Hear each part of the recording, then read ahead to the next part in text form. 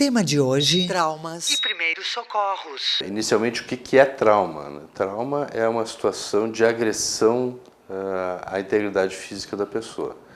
Ela pode ser num acidente de carro, num acidente de moto, numa queda de altura, num tropeção que caia no chão, na violência interpessoal, em brigas, em ferimentos por arma branca, ferimentos por arma de fogo.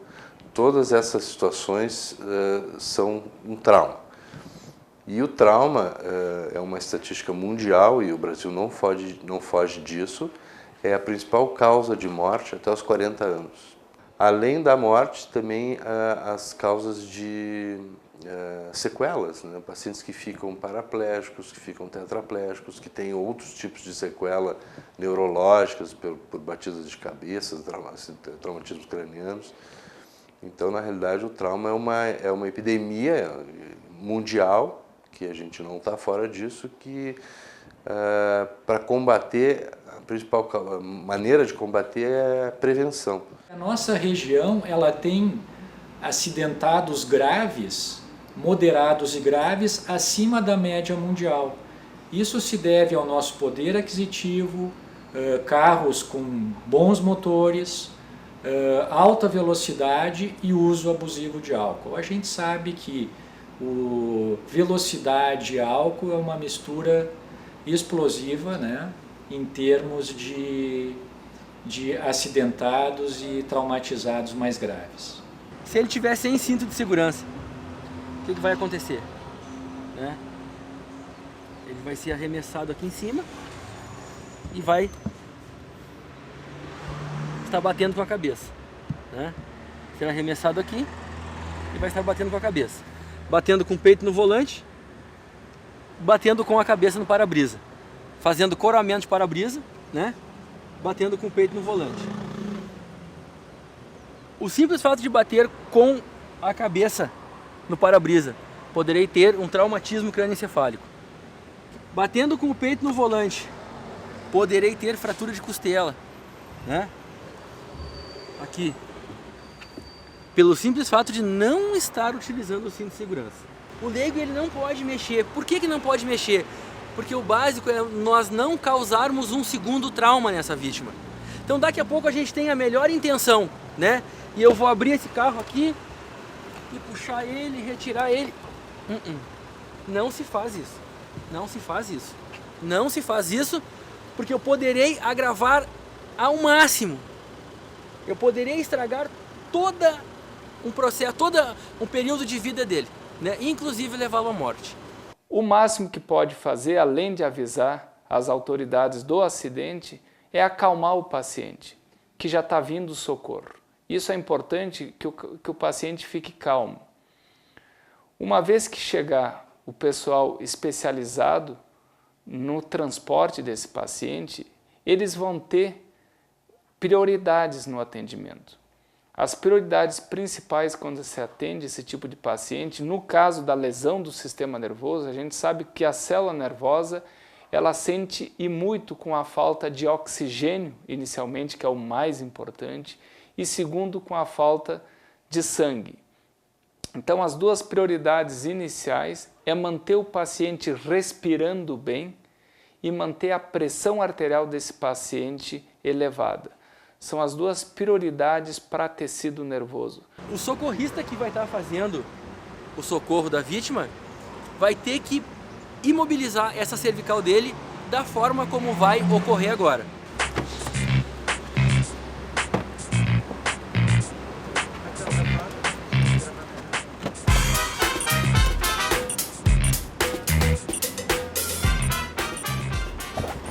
Tracionamento já de cervical, passagem do colar cervical.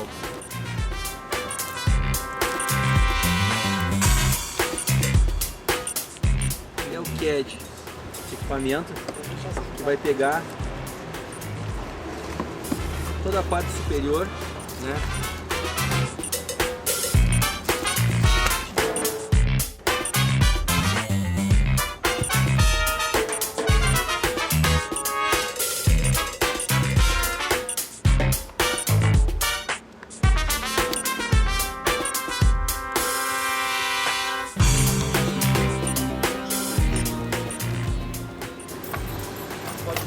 totalmente imobilizado e vai começar a fazer verificação dos sinais vitais. Respiração, pulsação e temperatura. A gente constatou que ele está inconsciente, não tem pulsação, está entrando em parada cardiorrespiratória, seria necessária uma massagem cardíaca para que ele voltasse novamente a ter as funções básicas. A desobstrução das vias aéreas é uma tração na mandíbula que a gente faz aqui, né? Para que esse canal aqui fique livre e haja uma permeabilidade das vias aéreas, né? 2 dedos acima do apófise tifoide, dedos entrelaçados, corpo, braços retesados e o tronco em cima da vítima para que tenha maior eficiência. Então o colega primeiramente vai fazer as 2 ventilações.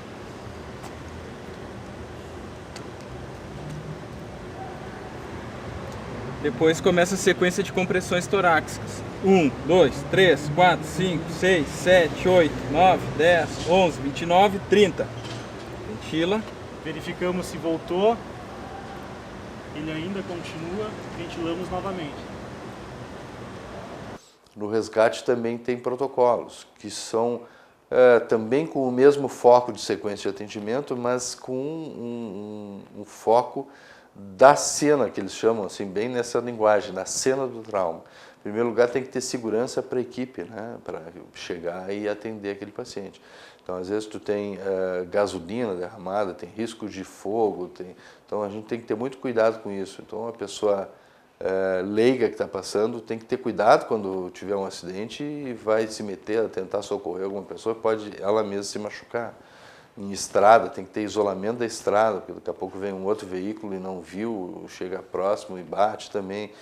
Então, tem todo um protocolo para atendimento que as equipes de resgate estão treinadas para isso e que a gente tem que respeitar, né, e tentar seguir aquele atendimento assim de vamos só segurar a pessoa, só imobilizar e vamos esperar pelo pessoal de resgate, que é o pessoal que está habilitado a fazer aquele atendimento. Às vezes é mais importante para a pessoa esperar um pouco mais para vir ao pronto-socorro, mas vir adequadamente, do que aquela pressa de querer trazer logo e piorar o tipo de lesão que essa pessoa pode ter. A gente chegou na ocorrência, um vazamento grande de combustível e o carro tem um risco grande de explosão.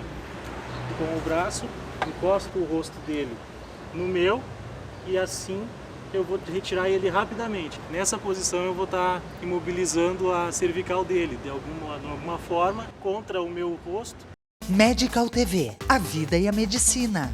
Como funciona o SAMU? O SAMU funciona para os atendimentos de urgência e emergência, de todas as áreas, clínicas, traumáticas, psiquiátricas, pediátricas e ginecológicas. A gente recebe na nossa central de regulação em torno de 15 mil ligações mensais. Em relação ao envio de ambulâncias, a gente então acaba enviando ambulância para aproximadamente 1.800, 1.900 situações. Como a gente costuma orientar a população, né? Quando chamar o SAMU, a gente orienta que ligue para o SAMU quando tiver dúvida de uma necessidade.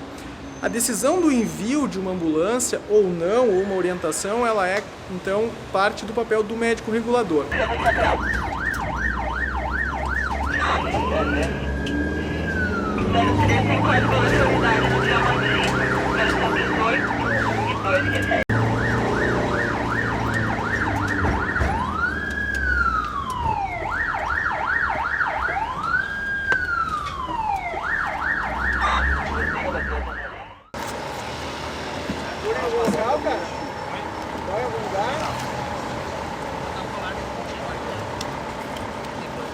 Pode pôr no chão,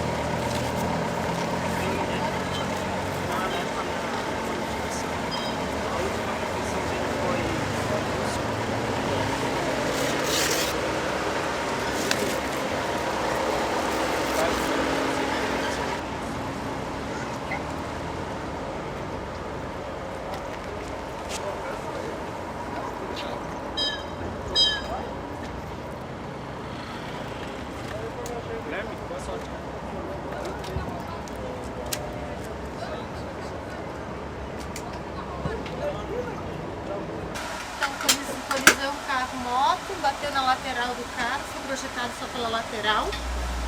Já estava sendo segurado ao cervical o pessoal do Fátima, acho que era. Tá?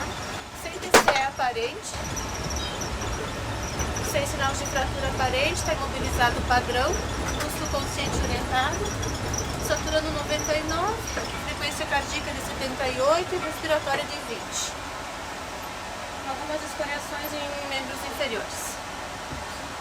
Aqui no pronto-socorro, geralmente os pacientes que chegam em estado grave, eles já vêm pré-atendidos por aquelas equipes de atendimento pré-hospitalar, SAMU, SOS Unimed, Emercor, né? Então, geralmente, esses pacientes, essas equipes de resgate nos avisam e a gente fica preparado já para prestar o segundo atendimento.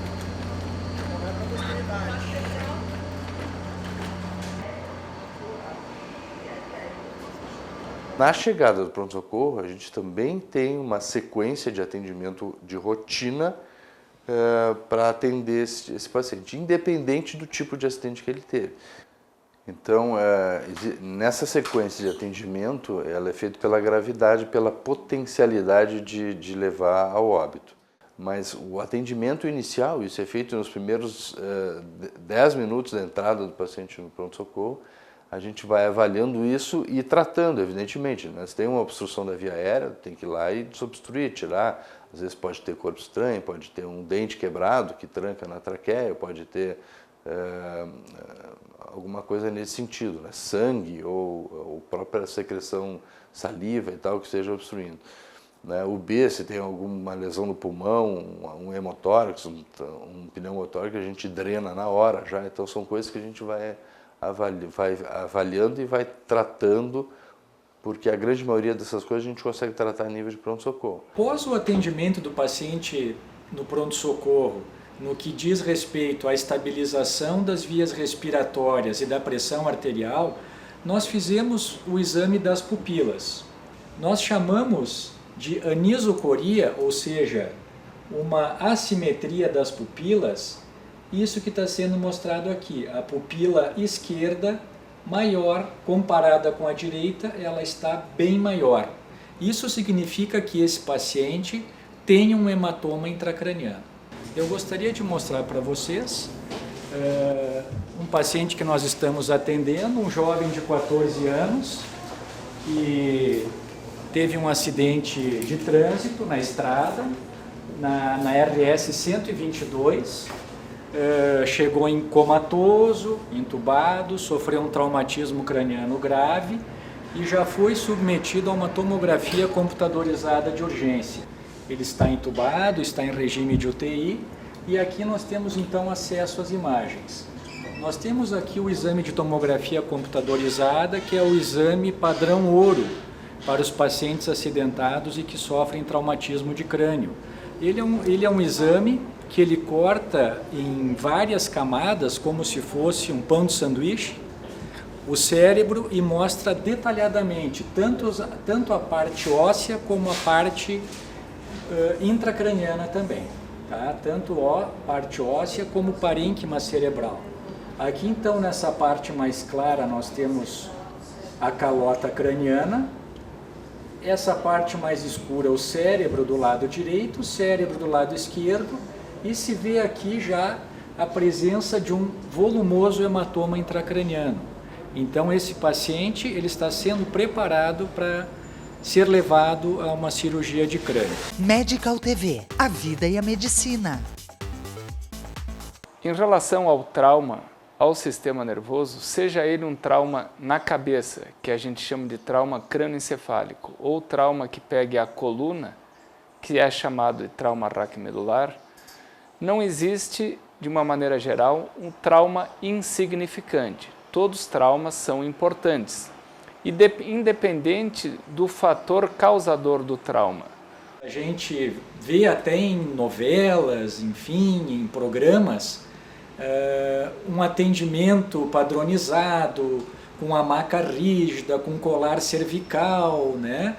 Mas a gente sabe que para fazer esse atendimento, as pessoas têm que estar de cabeça fria, têm que ter muita muita experiência e não pode se apavorar, né? Tem que ter assim muita prudência, pensar no que está fazendo.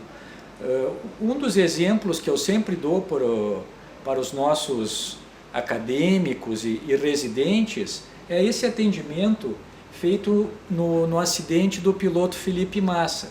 Se vocês notarem, ele está sendo conduzido de uma forma completamente errada. Se ele tivesse naquele acidente alguma lesão da coluna cervical ou em outras partes da coluna, provavelmente o seu atendimento teria sido bastante prejudicado. Porque, como vocês podem ver, ele não está sendo conduzido em maca rígida, está sendo conduzido no colo. Então nós temos aqui um exemplo de que a ansiedade, a afobação, ela não combina com o atendimento médico de urgência. A pessoa acidentada no local do acidente que refere dor na coluna, essa dor tem que ser priorizada. Até que prove o contrário, essa dor que ela se refere é uma fratura ou uma luxação da coluna com compressão da medula espinhal. Então essa pessoa tem que ter todos os cuidados, igual a todos os outros, mas ainda mais porque ela está referindo dor. E dor é porque algo quebrou ou algo saiu do lugar. Os cuidados têm que ser extremos. Ela tem que ser transportada numa maca rígida, levada com um colar cervical, o apoio lateral. Não é uma ou duas vezes que relatos de pessoas, de pacientes, que referem que pioraram desde o local do acidente até a chegada no pronto-socorro. Isso mais antigamente, quando não se tinha todos esses cuidados no transporte como se tem atualmente.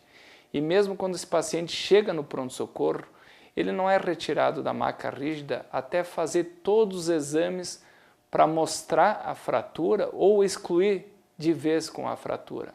Somente a partir daí que é removido a maca rígida desse paciente. Os acidentes caseiros, a gente, num primeiro momento, tem que ver assim, como é que foi esse acidente? Se foi uma queda importante, onde pode ter havido múltiplas lesões, ou se foi só um tropeção, e por exemplo, uma criança cai com... Normalmente a criança quando cai vai com a mãozinha no chão assim, e é muito frequente as fraturas aí do punho, né? Então uma das coisas que a gente sempre tem que ter em mente é que a gente, se for mexer, a gente pode piorar a lesão. Então, mesmo um tornozelo também, às vezes torce um tornozelo e não sabe se só torceu ou se teve fratura, de preferência também imobiliza, não mexe, né? Pode botar um gelo, o gelo sempre nos traumatismos, o gelo sempre é benéfico. Então, botar um gelo tanto no punho, no tornozelo, e vem ao hospital para definir se existe alguma lesão ou não, que tipo de tratamento necessita. As queimaduras em casa também, que são uma coisa bem frequente, mas o que a gente deve fazer? Água fria, né? Lavar o ferimento ou a queimadura com água, só água. Não colocar pasta de dente, essas coisas, isso tudo pode piorar as queimaduras ou os ferimentos. A criança, quando bate a cabeça, dependendo de onde for a batida, a gente começa a ter maior ou um pouco menor de preocupação. As pancadas, as batidas feitas na parte lateral da cabeça, a parte lateral da cabeça, que a gente chama de têmporas, é o ponto mais vulnerável do crânio. Essas batidas laterais, por pegarem um estojo craniano mais fino, elas têm maior incidência de fraturar o osso e, consequentemente, podem afetar o tecido nervoso cerebral. Em relação às pancadas ou traumas que as crianças fazem na frente ou na região posterior occipital, esses ossos são ossos mais espessos e, normalmente, esses traumas não acarretam dano ao tecido nervoso. O acompanhante tem que observar alguns dados, tipo dor de cabeça, vômitos, sonolência, porque a sonolência poderá indicar um edema cerebral pela pancada, e tem que fazer a criança ou a pessoa de idade ou o jovem acordar de tempo em tempo, a cada 3 horas, fazer levantar os braços para ver se as funções motoras estão bem. Caso isso não aconteça, caso a criança, a gente fala em criança porque normalmente é a idade que mais trauma tem em casa. Caso a criança apresente sonolência progressiva, vômitos, tem que retornar ao hospital. Porque ao retornar ao hospital vai ter que fazer alguns exames, tipo tomografia computadorizada, para ver se a batida gerou algum edema cerebral ou algum hematoma pela pancada. Pequenas batidas em pessoas de idade, que muitas vezes batem no canto da prateleira, com o passar do tempo pode desencadear esse tipo de hematoma. E esses pacientes têm que ser avaliados não só no momento da pancada, mas acompanhados para ver se com o passar do tempo esse hematoma não se desenvolveu.